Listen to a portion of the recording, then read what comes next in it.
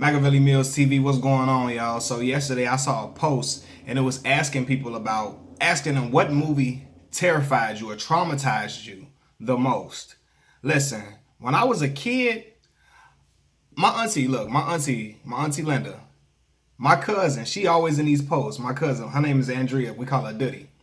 At Duddy house, my auntie house, she had every movie you could name in there, like a huge collection of movies. And one of the movies that she had was Tales from the Hood. When I tell y'all, that movie traumatized me as a kid. Like I was terrified of this movie. I remember watching it and I was just like for real having nightmares, like scared to go to sleep when I went home because this movie was just so terrifying.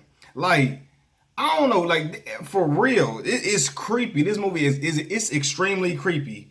It was points in that movie where I was like, oh no, I gotta get up out of here. Bye, auntie. I want to call my mama and tell her come get me, cause this movie here, especially at the end when dudes say this ain't no funeral home, and then he transform into a big version of Satan or something. Oh my god, like the devil. I'm like, yo, this ain't for your boy. I don't know who the hell, who creepy like this, who is demented like this to make a movie like this. Like I was terrified. But when I reflect on it, it had real, like the movie contained things that are serious today. Like, I mean, police corruption, police brutality, child abuse, gang violence, all things that are relevant topics today.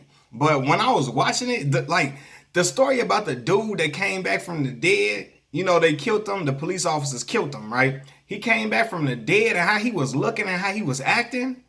That's like that stuff had me creeped out. Like I was terrified.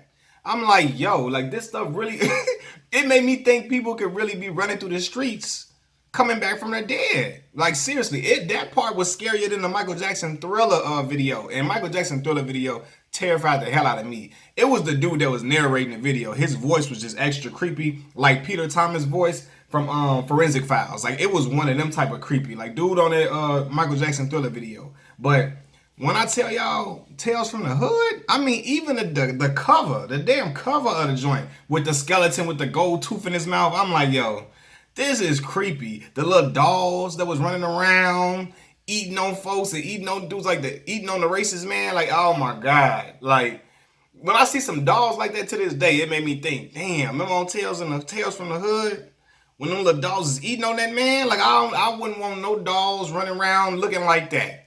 None like that in particular. I don't want them as decoration in my house. Strictly because, oh my God, it made my skin crawl watching that. And dude that said, this ain't no funeral home. He has always been creepy to me. Dude, what is his name? He always playing some weird creeped out role. Like he just seemed like a very weird dude. Like he's just like an eerie, eccentric type of person. I remember he was on this one episode of Everybody Hates Chris. And he was like, I think he was killing people. He was having bodies in his home, moving bodies. They was like, he was living above them. He kept making noise or whatever on the episode. But yeah, though, like, the movie, man, when I tell y'all Tales from the Hood, I do not fool with it. As a grown man, I'm grown. I'm 26 years old. And I was watching clips of the movie again, and I'm like, oh no, see, this bringing back childhood memories. It's gonna send me into a shock. I don't know. It's gonna send me into some PTSD. It did trigger something in me. That movie is creepy. For real. Them little dolls.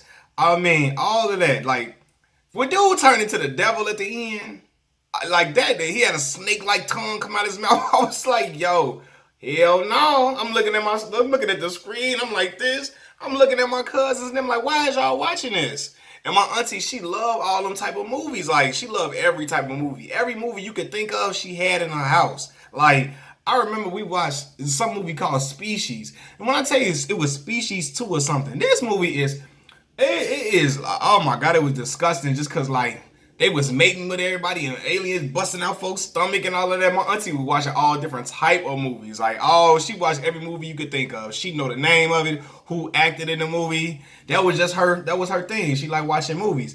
But when my auntie had this movie, I'm sitting there like, why y'all got us up in here watching this? Like, for real. I went home later that night and all I could think about was the dude that came back from the dead, taking that police officer's head off and all of that. Like, that's all I could think about at night. Seriously. And I had a nightlight in my room, for real, and that didn't help at all. I wanted to sleep with the light on, with all the doors on. I want my mama to be in the bed with me, cause it really shook me up watching that movie. I don't know if it did this to anybody else, but again, when dude turned into the devil at the end, that was it. And they looked like they was burning up in fire.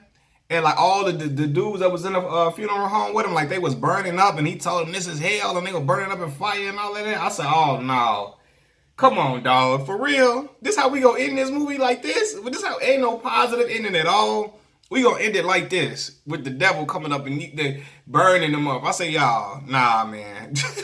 Oh, for real. Whoever needs that movie need to go to church or something. Whatever they need in their life, they need to go to church.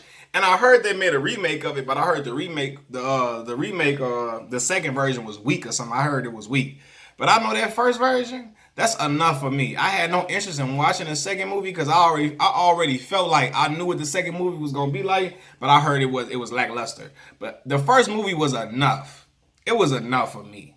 Like I kid you not, y'all. I had nightmares about that movie. I was terrified. And ask my cousin Duddy. I don't know, Duddy remember watching it. She probably watched this more. She probably watched it more than me because it was at her mama's house. But I don't know how the heck my cousins, Crystal and them, all around there sitting there watching it. Nisha and them. I'm looking like, y'all like this for real? Like it. I couldn't relate. I couldn't fool with it because it was just too eerie. It was creepy, and nah, man, for real. I feel like I need to go to church after watching that. Watch some. You know how you when you a kid, right? You know how you watch something scary and you gotta end your night with cartoons to feel better. When I went home, I couldn't go to sleep. I immediately turned on cartoons. Cartoon Network to try to give me some little positive energy in my life before I go to bed. I'm like, Lord, please. Let these cartoons be in my head and not this dang on movie. But I could not shake that movie for whatever reason. That's why to this day, I ain't watching it like I could watch the clip. I saw it.